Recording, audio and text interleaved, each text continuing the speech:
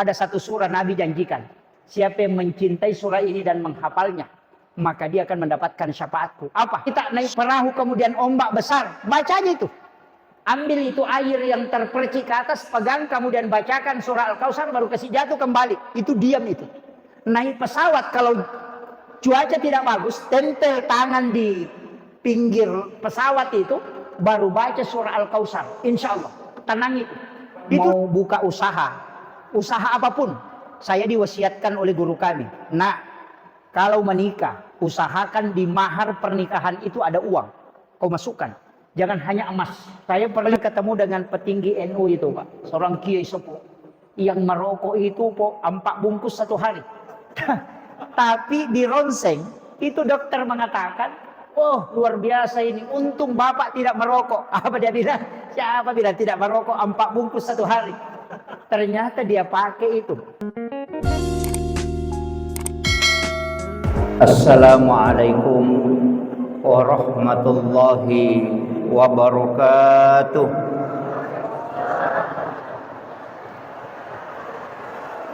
Maulaya salli wa sallim daiman abada ala habibika khairil halqi kullihim. هو الحبيب الذي ترجى شفاعته لكل حول من الأحوال المقتحم يا ربي بالمصطفى بلغ مقاصدنا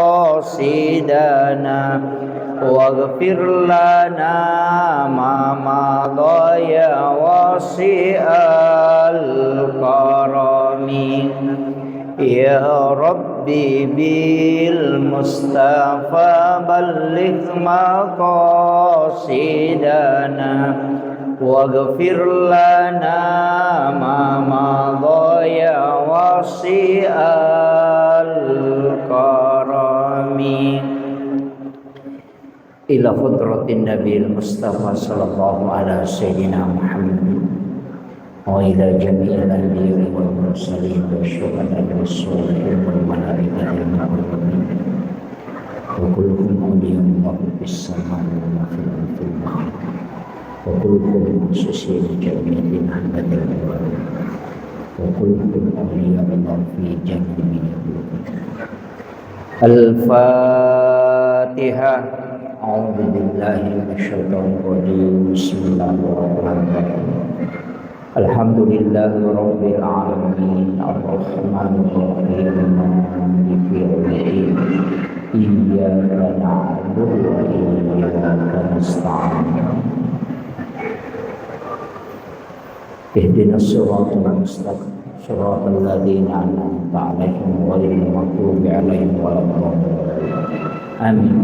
اللهم نور قلوبنا وقلوب جميع من حضر في مجلسنا هذا بنور المعرفة وعلم المكاشفة والبصيرة والإيمان والإسلام يا فتاح يا عليم افتح قلوبنا وقلوبهم فتوح العارفين ربنا افتح بيننا وبين قومنا بالحق وأنت خير الفاتحين آمين آمين يا رب العالمين. Hadratal muhtaramin wal muhtaramat ikhwanu fillah yang kami muliakan dan kita hormati bersama Bapak Bupati Bulukumba beserta seluruh pejabat pemerintah mulai dari Bapak Kepala Dinas, Bapak Camat, Bapak Anggota DPRD, Bapak Kapolres, Bapak Dandim, dan yang kami muliakan, kami ta'zimi para pimpinan organisasi masyarakat dan organisasi Islam. Di tengah-tengah kita ada Bapak Ketua Majelis Ulama Indonesia Kabupaten Bulukumba, Bapak Ketua DMI, Bapak Ketua Nahdlatul Ulama juga dari Muhammadiyah, beserta seluruh hadirin, terkhusus juga kepada Ibu selaku istri Wakil Bupati Kabupaten Bulukumba. Semoga beliau senantiasa diberikan kesehatan. Yang kami muliakan para imam, para tokoh masyarakat, ibu-ibu majelis taklim yang baru saja dilantik, terkhusus Bapak Imam Masjid Hidayatul di Tiro Islamic Center, dan seluruh jamaah tamu undangan tanpa terkecuali Akhinal Fadil, sahabat saya Ustaz Sandi Armayadi, serta seluruh hadirin yang insya Allah dirahmati dan dimuliakan oleh Allah Subhanahu wa Ta'ala. Ada tertulis peringatan Maulid. Saya tidak pakai istilah Maulid, tapi pakai istilah Maulud. Iya. Jadi ia tu ogi denak kada Maulid, makadami Maulud. Si salah. Kalau peringatan Maulid berarti waktunya yang diperingati. Kalau peringatan Maulud berarti orangnya yang diperingati. Itu beda.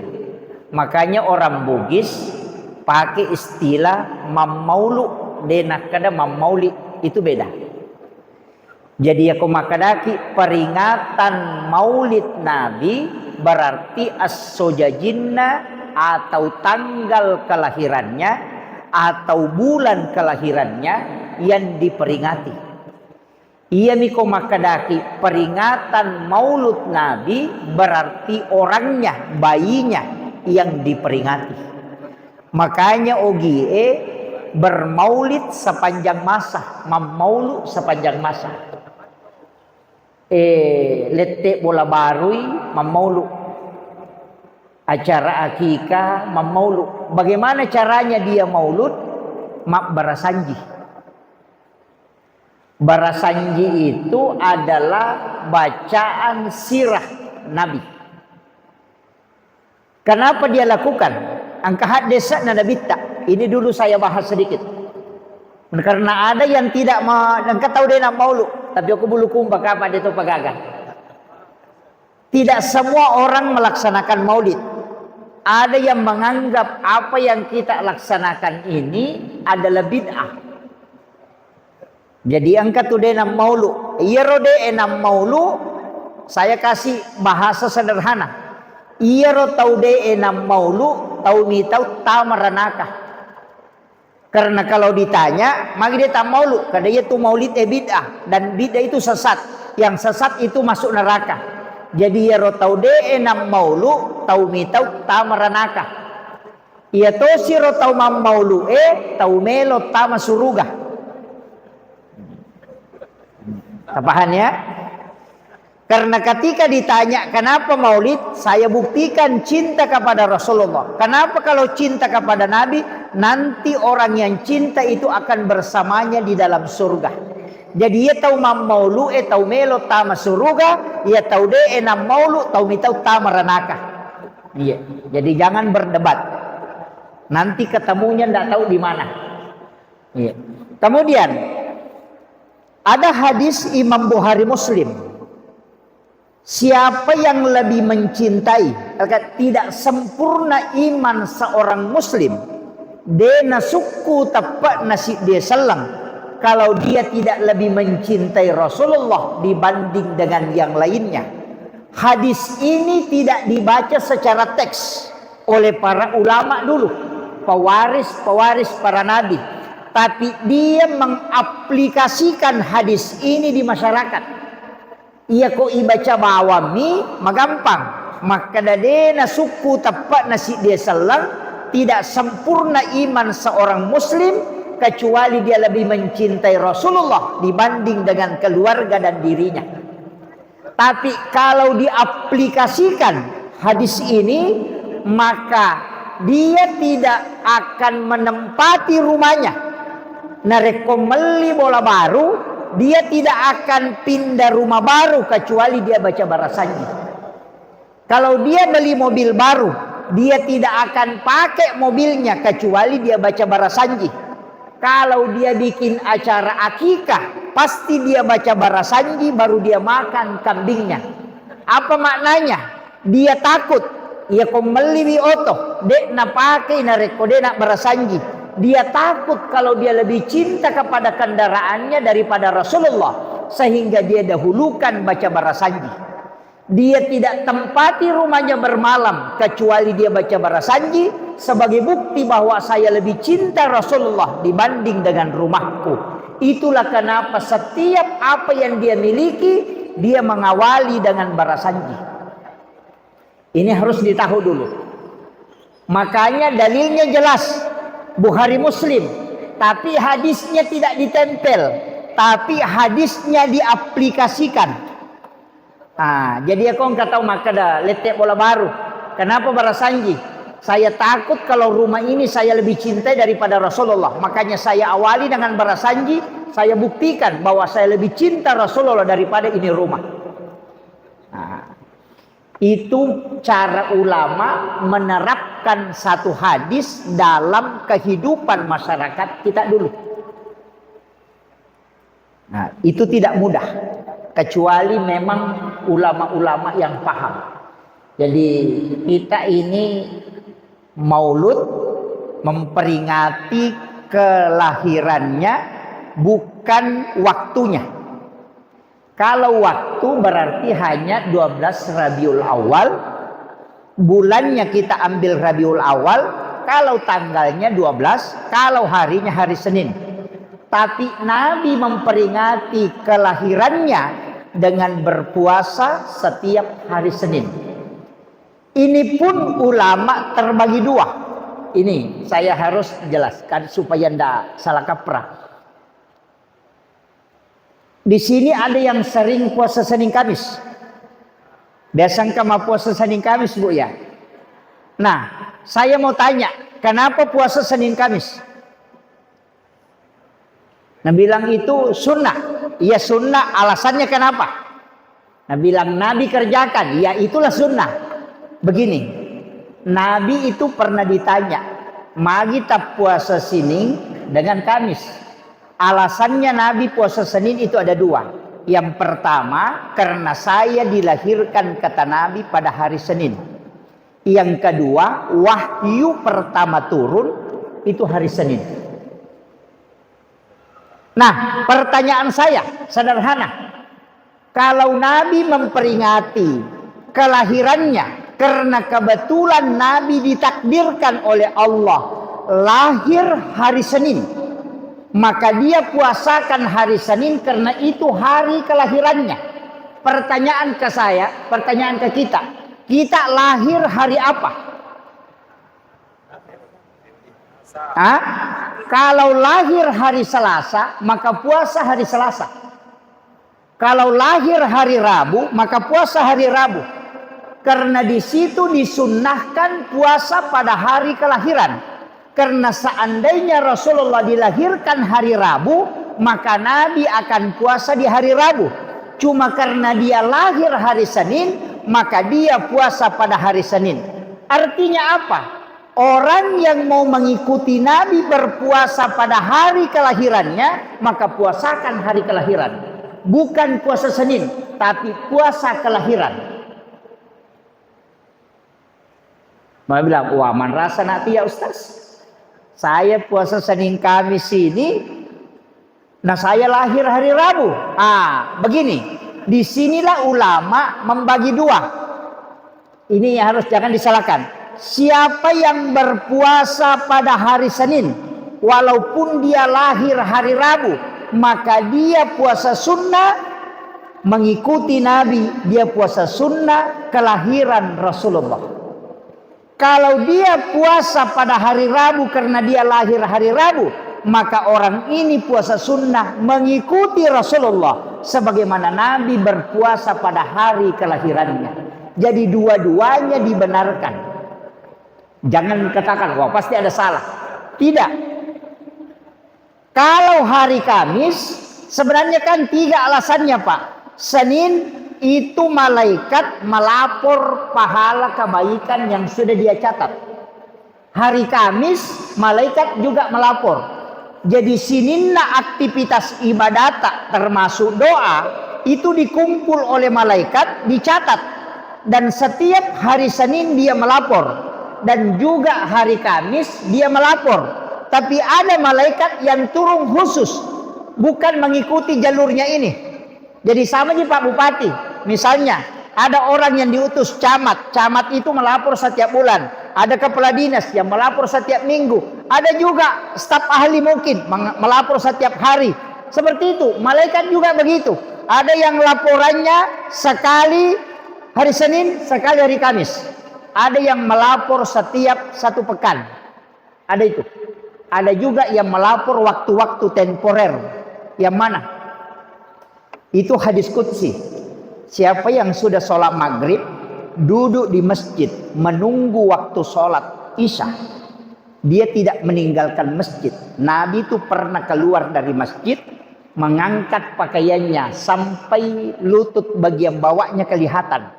Nabi itu istilahnya rambut tak poso-poso, sampai napasnya itu terengah-engah. Kemudian dia meletakkan kedua lututnya di lantai di depan sahabatnya. Kemudian ada kata Nabi, saya baru saja didatangi oleh malaikat, disampaikan bahwa Allah membuka pintu langit. Coba, Allah membuka pintu langit dari sekian banyak pintu langit. Allah buka dan memberi kabar gembira kepadamu. Dan dia bertanya kepada malaikatnya, lihatkah engkau dengan hambaku yang sementara menunggu waktu sholat itu? Maka aku rahmati dia dan doakan dia. Jadi kalau mau dibukakan pintu langit, mau didoakan oleh malaikat dan dirahmati oleh Allah dan dimuliakan oleh Allah, jangan tinggalkan masjid sesudah sholat maghrib, tapi niatkan menunggu sholat isya, bukan mak gosip. Iya. Jadi denon romasigi emat cerita, tapi dia tinggal di masjid untuk menunggu sholat isya. Inilah yang ulama fikih dengan ulama tirakat berbeda versi. Nah, ini saya harus luruskan. Ulama fikih mengatakan hanya yang menunggu di dalam masjid dari sholat maghrib menunggu sholat isya yang dibukakan pintu langit dan dirahmati oleh Allah dan didoakan oleh para malaikat. Ulama tarekat mengatakan tidak, karena yang disebutkan dalam hadis qudsi adalah orang yang meninggalkan sholat fardu dan menunggu sholat fardu berikutnya. Makanya sujud terakhir sholat asar nanti niatkan memang untuk sholat maghrib. Maka bapak kemana saja berarti menuju ke sholat, dan orang itu selalu dirahmati oleh Allah. Ia naruyasa sempajat tepat tuh. Ini kalau ulama pakai. Nah, kalau ulama fikih tadi yang tinggal di masjid. Kalau ulama tarekat tidak, biar tinggalkan masjid, laksanakan tugas yang menjual, yang di kebun-kebun, yang pegawai kayak Pak Bupati tetap jalankan tugasnya, tapi mesti di sujud terakhir niatkan memang untuk sholat. Jadi niat sholat dengan niat mau sholat itu berbeda. Ya kau niat sempajang, ya kau takbiratul ihram ki. Kalau niat mau sholat di sujud terakhir. Makanya kenapa Isra Mi'raj itu 2 di tempat disebut. Minal Masjidil Haram ilal Masjidil Aqsa. Hanya 2. Tidak disebutkan minal Masjidil Haram ilal Madinah wa Bukit Tursina wa Baital Lahmi wa Masjidil Aqsa. Karena Nabi kan dari Makkah ke Madinah, dari Madinah ke Bukit Tursina, dari Bukit Tursina baru ke Baital Lahmi, dari Baital Lahmi baru masuk ke Masjidil Aqsa. Tapi kenapa 2 jadi disebut? Masjidil Haram ke Masjidil Aqsa, padahal 5 tempat ditempati. Itu pesan. Ini untuk para pejabat, kepala dinas atau apa. Kalau bapak mau ke Makassar, sholat subuh di masjid di Islamic Center ini, di sujud terakhir sholat subuh, niatkan memang kita nanti sholat duhur di mana. Kan gitu. Jadi misalnya saya akan sholat duhur di Maros misalnya. Atau di Bantimurung lah. Sujud terakhir sholat subuh, niatkan memang untuk sholat duhur di sana. Nanti ketika melakukan perjalanan, tiba-tiba kecelakaan di tengah jalan kemudian meninggal. Allah itu tanya malaikatnya cuma satu, hambaku dari mana dan dia mau kemana. Maka dijawab oleh malaikat, dia dari sholat subuh di Masjid Islamic Center, dia mau ke Maros melaksanakan sholat duhur. Allah mengatakan, jangan kau periksa dia, karena dia meninggalkan rumahku menuju ke rumahku, dan dia tinggalkan sholat menuju ke sholat. Ia narona atau pandritai riolo, maka dah sampajat tepat tu ipake narekumelo isalama. Kalau bukan ini dipakai, maka kita orang yang paling rugi. Karena banyak pejabat kalau mau jalan, apa dia bilang? Di mana kita nanti singgah makan? Ini yang banyak Pak keliru. Dan kalau kita putuskan sholat, dari sholat asar misalnya nanti kita putus sholat asar, salam tertutup, tidak disambung ke sholat maghrib. Nanti kita berzikir baru dapat pahala. Nanti kita baca Quran baru dapat pahala. Tapi ketika kita di sujud terakhir niatkan memang untuk sholat, setiap langkah kaki tidak ada sikir, tetap dinilai sikir. Karena orang itu melangkah menuju ke kebaikan. Ia nanti nasa tau pandrita, angka sikiri dena lepaka ngilillah. Dena core ipena, dan dia tidak pernah dilapaskan, tapi dia berzikir seluruh tubuh karena tubuhnya menuju ke sholat. Inilah hakikat yang dipakai ulama dulu. Kalau ini tidak dipakai, Pak Man rasa 5 menit sholat duhur, 5 menit sholat asar, 5 menit sholat maghrib, 5 menit sholat isya, 5 menit sholat subuh, 5 kali 5 hanya 25 menit. Ya komak gosip isi tengah jak bangkerong. Ini penting saya sampaikan. Artinya, bagaimana dalam kehidupan ini kita terikat dengan ibadah. Itulah makna hadis Nabi yang diangkat oleh Imamul Ghazali dalam kitab Ihya Ulumuddin. Apa dia bilang? Rasulullah mengatakan, umatku adalah umat yang terbaik karena dia meninggalkan satu kebaikan menuju ke kebaikan yang lain. Maka saya wasiatkan, sambung semua. Kita sedekah subuh, niatkan memang sedekah subuh untuk subuh berikutnya. Kita tarawih terakhir di Ramadan, sujud terakhir, niatkan memang tarawih tahun depan. Kalau kita melaksanakan kurban pada saat penyembelihan, niatkan memang berkurban tahun depan. Itulah alasan kenapa kita bisa kekal di dalam surga, padahal ibadah kita terbatas. Karena niat melakukan kebaikan yang selalu dilipat gandakan oleh Allah. Itulah orang-orang yang beruntung yang berjalan di muka bumi. Kalau ini tidak dipakai, merasa saya sedikit kaji ke tarekahnya. Karena kalau tidak dipakai itu Pak Manrasa, kita bahaya itu. Dalam kehidupan ini kan berat.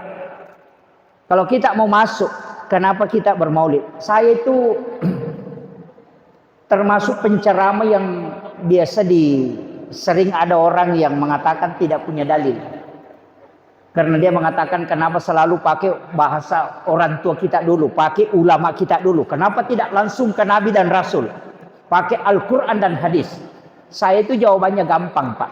Saya ini penceramah, bukan mufti.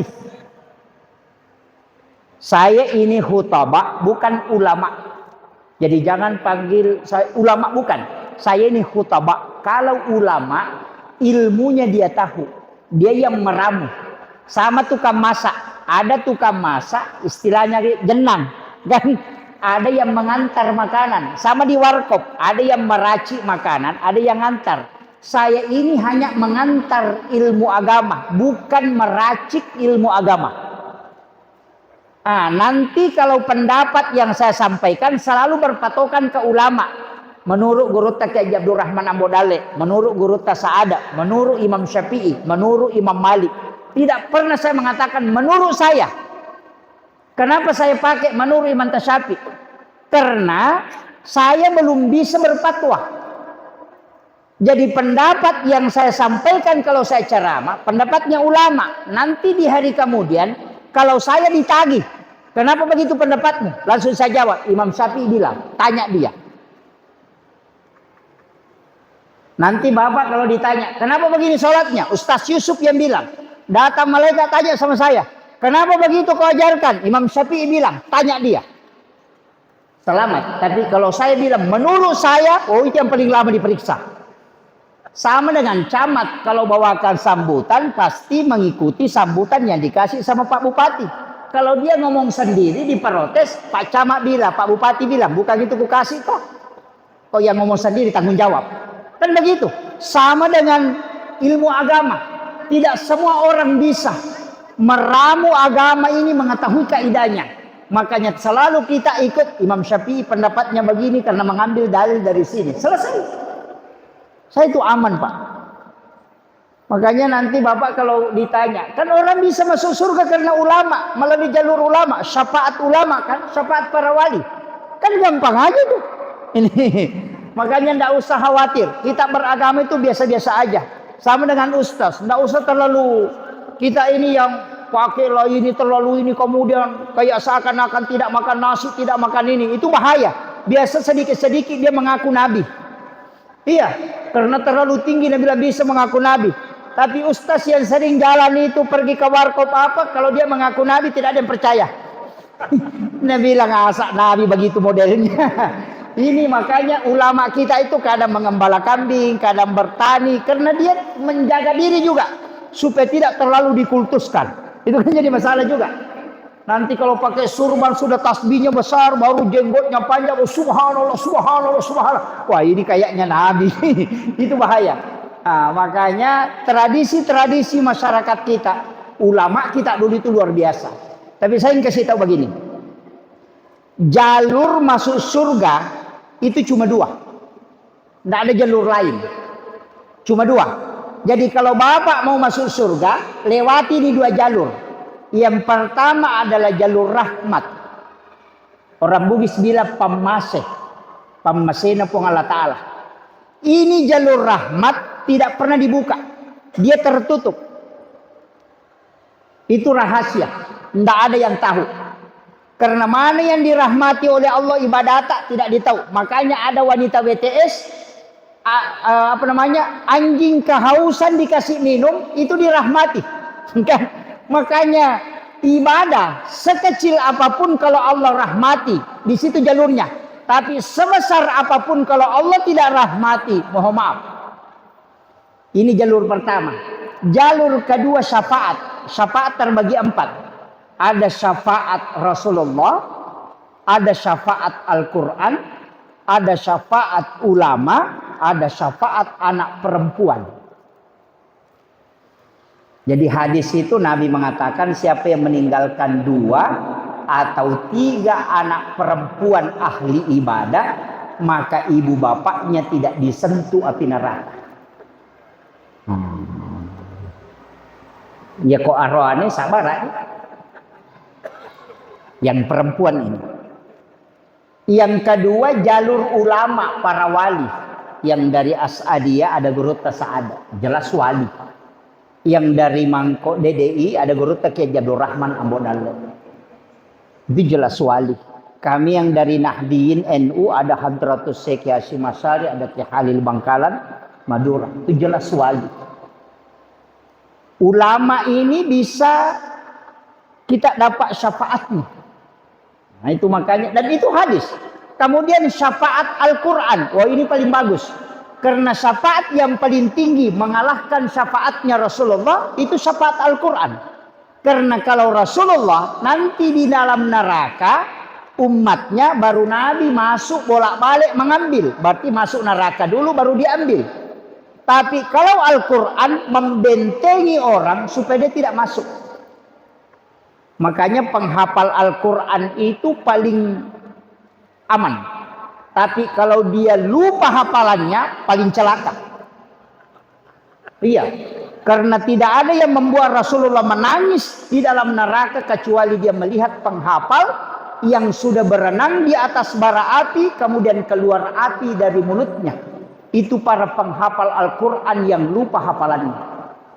Iya. Makanya kalau mau selamat, jangan hafal. Nah itu. Iya. Makanya banyak penghafal Al-Quran itu tidak hafal juz 30. Sengaja. Karena yang paling ruwet diingat itu juz 30. Iya. Karena di situ banyak sama-sama ujungnya. Kayak gitu. Makanya imam penghafal Al-Quran itu kadang takut mengambil juz 30 itu bacaan surah. Karena biasa belok-belok itu. Tapi kalau mungkin hafalannya insya Allah tidak. Iya. Kemudian, tapi jangan khawatir dengan itu. Karena jalur masuk surga itu tadi kan banyak. Saya bukakan. Dua jalur ini juga dua jalur ibadah. Jalur rahmat dari mana?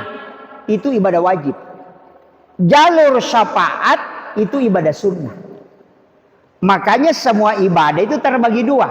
Salat ada wajib, ada sunnah. Haji wajib, ada umrah sunnah. Syahadat wajib, ada sholawat yang sunnah. Puasa wajib, ada puasa sunnah. Kenapa ada wajib, ada sunnah? Sholat wajib itu lari ke rahmat, sedangkan sholat sunnah itu lari ke syafaat. Makanya Nabi mengatakan, kalau kau mau bersamaku di dalam surga, maka perbanyak sujudmu. Tidak mungkin sholat wajib, karena sholat wajib tidak bisa ditambah. Yang bisa diperbanyak adalah sholat sunnah. Makanya ibadah itu, ibadah wajib hampir semua tidak disebut pahalanya. Tapi ibadah sunnah disebut pahalanya. Kenapa? Karena wajib itu jalur rahmat, tidak butuh nilai pahala. Tapi itu penghambaan. Ibadah sunnah itu butuh nilai pahala sebagai memotivasi orang untuk memperbanyak supaya dia bisa mendapatkan syafaat. Makanya ibadah terbagi dua. Jalur masuk surga juga dua. Nah, makanya kalau bapak sholat fardu tapi sholat duhur nanti sholat asar, langsung sholat asar tidak sholat sunnah, iya jalur rahmat saja diharap, tidak berharap jalur syafaat. Kalau tidak lolos ibadah wajib, angkat tangan. Gitu kan gitu. Iya, kalau zakat saja masuk di basnas, tidak ada sedekah. Kalau zakatnya bermasalah, berarti rahmat tidak bisa dapat. Tapi kalau ada sedekah, nanti jalur syafaat. Makanya Allah mengatakan, periksa ibadah wajibnya. Kalau dia tidak lolos, periksa ibadah sunnahnya. Artinya kalau bukan rahmatku, nanti syafaat nabinya. Itu kuncinya. Dari situlah kenapa kita harus menguatkan ibadah sunnah. Jangan mengatakan sunnah ini, oh jangan. Justru itu ibadah syafaatnya di situ. Dan doanya Nabi. Saya pernah buka kitab sampai saya menangis itu. Belum selesai saya baca itu saya menangis. Kenapa saya menangis? Saya bilang, wah, kalau ini dipakai selamat semua. Iya. Makanya saya itu salah satu penceramah, Pak, selalu buka jalur muda masuk surga. Saya itu tidak pernah mengatakan masuk neraka, di blender di sini, disiksa di sini. Saya pantang. Karena Nabi itu pernah berdoa, doanya itu ada 22. Cuma satu yang tidak diterima. Ini penting.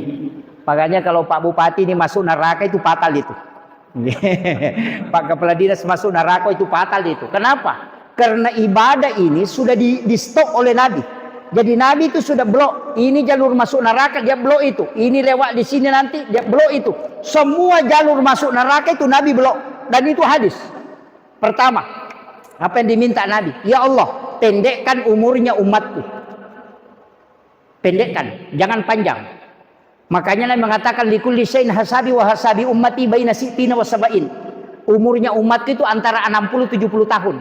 Makanya kalau ada keluarga tak meninggal di umur 60 tahun bersyukur. Karena itu Nabi yang memanggil itu. Cuma tidak baiknya kita mengatakan alhamdulillah sudah meninggal bapaknya. Jangan. 60-70 tahun itu Nabi minta. Kenapa Nabi minta? Apa kata Nabi? Saya khawatir kalau umurnya panjang dia melakukan dosa, terlalu lama dia bermaksiat. Sehingga hisapnya lama. Tapi kalau pendek umurnya, diperiksanya sebentar. Kalau ada camat menjabat 20 tahun, pasti lama diperiksa. Kalau hanya 3 bulan, sebentar diperiksa. Iya begitu. Iya. Makanya hidup 60 tahun, lebih banyak tidurnya. Lebih banyak tidur itu, Pak. Kalau ada orang tidur jam 9 malam, nanti bangun jam 9 pagi, tidur lagi jam 1 siang, nanti jam 3 sore baru bangun. Itu orang kalau 60 tahun umurnya, hanya 23 tahun dia hidup. Ya, lebih banyak tidur. Nabi itu kan minta supaya ini tidak lama. Kenapa? Karena kapan lama? Lama dihisap, yang kedua bisa berdosa. Kemudian, apa diminta Nabi? Karena pendek umurnya umatku, dia kasih tahu Allah, ya Rabb, karena umurnya umatku pendek, maka saya minta 2 hal. Yang pertama, ketika dia melakukan kebaikan lipat gandakan. Tapi kalau dia melakukan dosa cukup satu. Tapi ketika dia bertaubat, kau ganti dengan kebaikan. Coba. Ini yang kalau orang tahu, Pak, ini mungkin jalur korupsi. Ya kan? Ketika dia salah cukup satu kau tulis. Tapi ketika dia melakukan kebaikan, maka tulis sampai 10 kali lipat. Tapi ketika dia salah dan dia bertaubat, maka kau hapus itu dan ganti menjadi kebaikan. Coba. Itu saking mudahnya. Sudah itu apa kata Nabi? ini Nabi. Di mana kita bisa masuk neraka, Pak? Oh, jalurnya masuk neraka ini pintu. Nabi ketika keluar dari neraka, dia tanya neraka, wahai neraka, apakah ada yang bisa dibaca umatku sehingga tidak masuk ke sini? Neraka bilang, itu hadis sahih. Neraka bilang, ada Muhammad, suruh umatmu baca Allahumma ajirni minan nar salasa marat. Aku akan menutup pintuku sehingga dia tidak masuk. Makanya sesudah salam itu kan dibaca Allahumma ajirni minan nar, Allahumma ajirni minan nar. Cuma kadang kita disuruh baca Allahumma ajirna karena kita punya anak istri. Kan jelas ku ampusakum wa ahlikum nara, jaga diri dan keluargamu dari api neraka. Makanya dibaca Allahumma ajirna. Kalau Allahumma ajirni, diri sendiri saja diminta, ya Allah jauhkan aku dari neraka. Kalau Allahumma ajirna, ya Allah jauhkan kami, artinya anak-anak, istri. Kalau imam baca Allahumma ajirna, jangan bilang Allahumma ajirni, sendirinya itu mau masuk surga, jamaahnya masuk neraka. Makanya itu diblok. Makanya saya sampaikan, baca betul-betul doa ini kalau sudah sholat. Nanti selesai salam jangan langsung berdiri, istighfar dulu 3 kali. Astagfirullahaladzim, astagfirullahaladzim, astagfirullahaladzim. Kenapa kita istighfar 3 kali? Karena 3 dosanya orang yang sholat. Yang pertama dosa bacaan yang tidak sempurna. Yang kedua dosa gerakan yang tidak sempurna. Yang ketiga dosa ingatan yang tidak sempurna. Karena ada orang ruku tidak sempurna rukunya, ada orang bacaannya tidak sempurna. Istighfar 3 kali menghapuskan kesalahan dalam sholat. Makanya istighfar 3 kali. La ilaha illallah wahdahu la syarika lahu lahul mulku wa huwa ala kulli syai'in qadir. Kenapa dibaca 10 kali? Nabi mengatakan walaupun sebesar buih di lautan dosamu akan diampuni oleh Allah. Kemudian baca Allahumma ajirni minan nar, maka itu menutup pintu neraka. Itu hebatnya Rasulullah meminta jalur keselamatan. Di mana lagi bisa kita masuk neraka? Di alam kubur bisa disiksa. Nabi sudah minta surah Al-Munji'ah. Makanya ini Bapak Ibu di belakang, saya minta kalau malam Jumat baca Yasin, setiap malam usahakan baca Quran suratul Mulk, Tabarakah. Karena suratul Mulk itu disebut Nabi sebagai surah Al-Munji'ah, perisai dari asap kubur. Kalau mau tidak disentuh asap kubur, maka baca suratul Mulk sampai hafal. Ya kutulle mapla suratul Mulk, Tabarakah, insyaallah. Dan orang yang ada wudunya kemudian membaca suratul Mulk sampai dia hafal, itu jasadnya tidak akan dimakan oleh tanah, akan utuh sampai kain kafannya itu tidak akan hancur. Itu barakahnya suratul Mulk itu. Ya. Ini penting saya sampaikan ini supaya kita bisa mengamalkan itu. Nggak susah. Yang bilang gue panjang Pak Ustaz kalau suratul Mulk. Kalau panjang suratul Mulk, ada satu surah Nabi janjikan, siapa yang mencintai surah ini dan menghafalnya, maka dia akan mendapatkan syafaatku. Apa? Surah Al-Kautsar. Hafal surah Al-Kautsar? Kalau tidak hafal inna atena. Kalau tidak hafal inna atena, mati saja. Iya. Nabi itu diberi hadiah dengan surah Al-Kautsar. Makanya ketika anaknya Ibrahim wafat, itu Nabi gundah gulana. Maka turunlah surah Al-Kautsar ini untuk menenangkan hatinya Rasulullah. Maka ulama mengatakan setiap yang bergejolak itu bisa ditenangkan dengan surah Al-Kautsar. Makanya ibu-ibu kalau goreng ikan tidak mau meletus, suruh baca Al-Kautsar baru dia letakkan ikannya di minyak, itu tidak akan meletus. Orang yang goreng telur baca Al-Kautsar baru letakkan telurnya di minyak, itu tidak akan meletus. Dan itu dibuktikan dari dulu turun-temurun orang tua kita. Dan itu terbukti. Sama kalau kita naik perahu kemudian ombak besar, baca aja itu. Ambil itu air yang terpercik ke atas, pegang kemudian bacakan surah Al-Kautsar baru kasih jatuh kembali. Itu diam itu. Naik pesawat kalau cuaca tidak bagus, tempel tangan di pinggir pesawat itu, baru baca surah Al-Kautsar. Insya Allah, tenang itu. Itu dari dulu ulama kita pakai itu. Bahkan anak yang rewel itu bisa dibacakan surah Al-Kautsar, tapi dibaca dengan satu napas. Itu dibaca dengan satu napas. Saya dapat ilmu itu dari salah satu mursyid tarekat. Itu hebatnya surah Al-Kautsar itu, Pak. Itu sampai ayam yang disembeli, enggak usah. Kalau ayam enggak usah. Kalau ayam yang disembeli, kalau dia tidak mau terlalu bergerak, letakkan kemudian baca surah Al-Kautsar satu napas, baru tindih sedikit begini baru lepas. Itu tidak terlalu bergerak itu. Bahkan ada yang tidak bergerak itu sampai mati. Itu pada istilahnya bukan kita ambil terjemahannya, tapi barakahnya surat ini luar biasa. Nah, itu makanya kalau ada orang suka marah-marah, istri yang suka marah-marah bacakan surah Al-Kautsar. Iya. Tapi istri itu kan marah-marah juga pasti ada alasannya. Iya. Kadang karena mau kedatangan tamu, kadang juga bapaknya memang ya bikin jengkel. Iya. Saya itu terus terang sampaikan, kalau mau hidupnya berkah, cintai istrimu sepenuh hati. Itu aja kunci. Para pejabat yang hadir, siapapun, kalau mau rusak, maka cobalah melakukan penyelewengan. Istilah sekarangnya selingkuh, pasti jatuh. Sehebat apapun orang kalau dia melakukan perzinahan, pasti jatuh.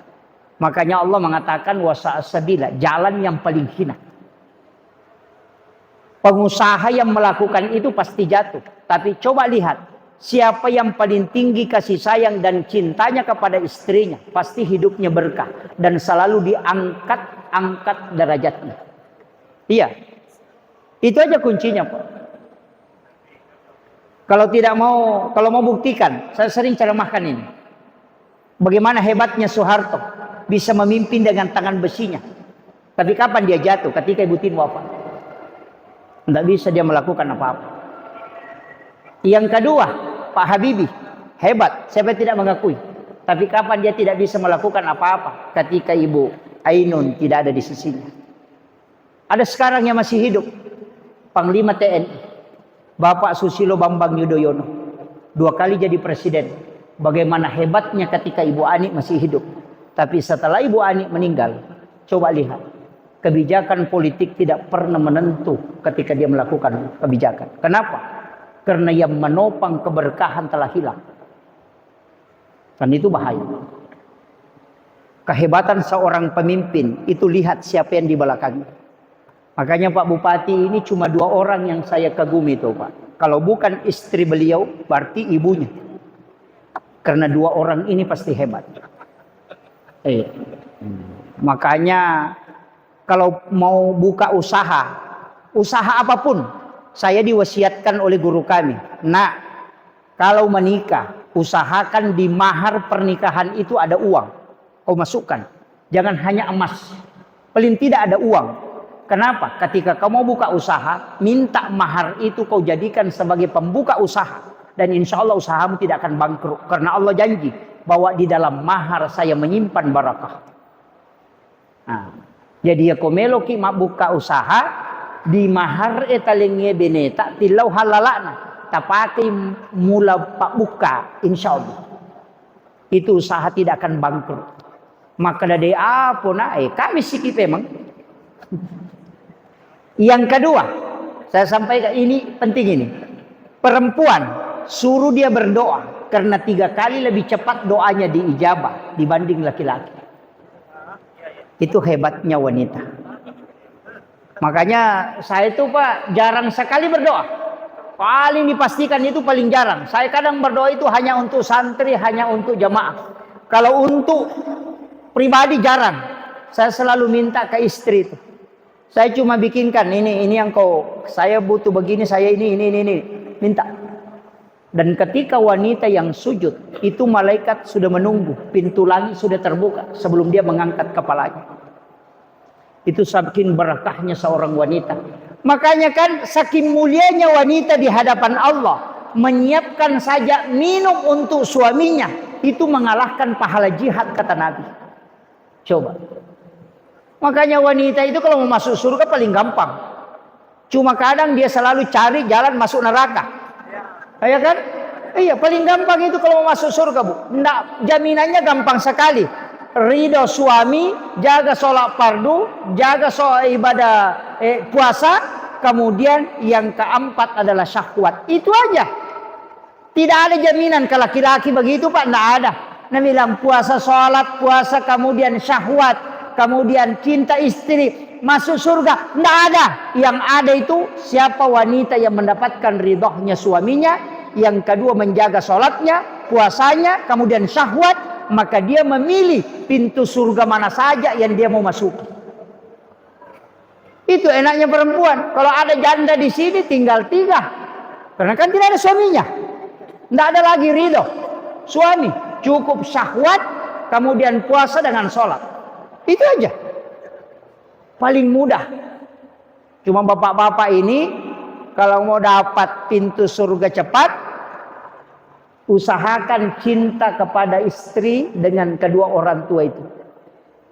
Saya selalu bilang begini, Pak, tidak ada sedekah yang paling besar pahalanya kecuali sedekah ke ibu bapak. Karena itu membuka 700 pintu rezeki. Kalau ada orang susah sekali rezekinya, suruh sedekahi orang tuanya. Kalau tidak sudah meninggal orang tuanya, suruh bersedekah, niatkan untuk orang tuanya. Insya Allah paling mudah itu dibukakan keberkahan. Atau kalau tidak, sedekah kepada istri, memberikan uang. Makanya uang itu kasih sama istri tak. Nanti sudah itu baru minta. Saya begitu, Pak. Saya kasih semua dulu. Dia sudah pegang, dia doakan, baru saya minta. Kasih saya sekian, saya butuh sekian untuk saya pakai. Karena tidak bisa juga laki-laki tidak bawa uang. Nanti singgah di warkop, minum kopi, ada sahabatnya, Nabi bilang, wah, apalagi kau kepala dinas. Wah, ini sudah kepala dinas, masa kita yang traktir kopi, wah itu jadi masalah. Makanya tetap harus bawa uang. Nah itu, itu begitu. Cuma sekarang kan orang tidak pakai berkahnya itu. Kemudian, ini saya ceramah sampai asar ya. Jam berapa masuk asar, Ustaz? Ya, tinggal 10 menit. Oke, saya ambil maratonnya. Nabi dalam versi tasawuf itu ada 2. Ada Nurun Muhammad, ada Muhammad. Kenapa disebut Nurun Muhammad? Karena dia nur sebelum jasad. Makanya solawat untuk nur disebut solawat Jibril. Bentuknya fi'il madhi. Kemudian solawat untuk Muhammad itu disebut fi'il mudhari'. Makanya sallallahu ala Muhammad itu bentuk fi'il madhi, bentuk lampau. Kenapa bentuk lampau? Karena belum jadi jasadnya. Makanya Nabi itu, Nabi tak pamulangi ri hakiki, pacapurangi ri lahirannya. Apa maknanya? Di alam hakikat, itu kan dalilnya jelas. Qad ja'akum minallahi nurun wa kitabun mubin. Telah datang dari Tuhanmu cahaya, baru wa kitabun mubin. Jadi Al-Quran, Taurat, Injil, Zabur itu belakangan. Yang pertama datang itu nur. Makanya disebut qad ja'akum minallahi nurun. Itulah Nurun Muhammad. Itu kuncinya. Kemudian semua nabi bersolawat. Nabi Adam solawat, Nabi Ibrahim solawat, Nabi Musa bersolawat. Kenapa dia solawat kepada Nabi? Padahal Nabi kan belum lahir, baru nurnya. Karena segala sesuatu diciptakan dari Nurun Muhammad. Itulah maknanya likulli syai'in min nurin Muhammad. Kita semua ini ada nur, itulah yang disebut dengan rahasia. Di setiap makanan itu ada nur, maka itulah yang berzikir. Makanya Bapak jangan takut makan kambing. Karena kambing itu dari Nurul Muhammad. Jangan takut makan udang, karena udang itu dari Nurul Muhammad, di dalamnya ada nur.